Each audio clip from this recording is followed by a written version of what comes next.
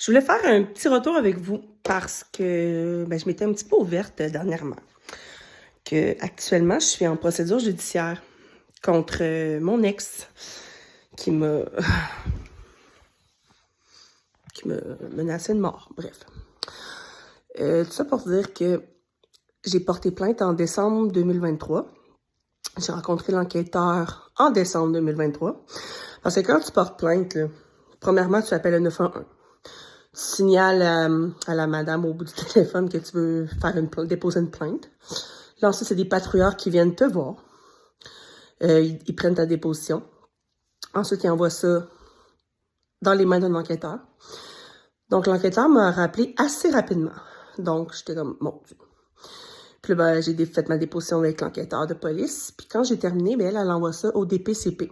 Et c'est le DPCP qui décide si il y a poursuite ou non. Donc, le DPCP a décidé que oui, il y avait matière à poursuivre. Par la suite, en janvier 2024, j'ai retiré ma plainte. Parce que j'étais encore accro à lui. Je pensais que en retirant ma plainte, qu'il allait m'aimer, qu'il allait devenir le meilleur chum du monde. Puis j'étais encore dans la grosse consommation aussi. Puis quand j'ai retiré ma plainte, l'enquêteur de police me dit « Mélissa, OK, tu retires ta plainte. Sauf que le DPCP a le droit de continuer à poursuivre, même si tu enlèves ta plainte. » J'ai fait « OK. » J'ai enlevé ma plainte pareil. Fait que par la suite, mon ex, il était enragé parce qu'il a dit « Comment ça, là, tu m'as menti, t'as pas enlevé ta plainte. Non. » Fait que j'ai essayé de lui expliquer, j'ai essayé de lui expliquer tout ça, que c'était plus de mon ressort. Mais il voulait rien savoir. Puis par la suite, cet été, il m'a remenacé. Il m'a recontacté avec des menaces et tout. Puis il voulait m'offrir de l'argent pour que je retire ma plainte. Fait que là, moi, j'étais comme, what the fuck? Là, vous devez me dire pourquoi tu t'as répondu. Oui, effectivement, pourquoi? Mais en même temps, j'ai répondu parce que ça faisait 5 fois qu'il m'appelait. Puis là, la dernière fois, j'étais cœurée. Fait que j'ai répondu. Je sais pas pourquoi j'ai pas eu le réflexe d'enregistrer avec mon dictaphone sur ma montre, là. Tu sais, c'est fait si vite, puis j'étais stressée. Puis là, je me suis mis à noter tout ce qu'il me disait au téléphone. Par la suite, j'ai rappelé la police. J'ai rencontré la même enquêteur le 31 octobre 2024. Puis là, je lui ai tout rapporté ce qui s'était passé, qu'il m'avait appelé, puis que son ex aussi, là,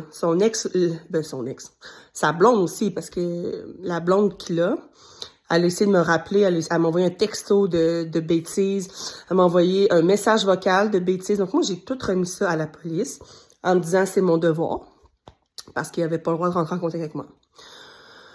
Puis là, tu sais, j'étais allée voir la police, puis là, j'ai remis ma plainte active. Parce que là, depuis que je suis sobre, je vois vraiment clair. C'est comme si on venait d'enlever ça à un cheval. Fait que j'ai remis ma plainte active. Puis là, je viens de recevoir, là, cette semaine, un courriel du ministère de la Justice. Un courriel. Excusez, je déparle. Une lettre du ministère de la Justice pour me dire qu'il y avait une charge rajoutée à ma plainte, qui est entrave à la justice.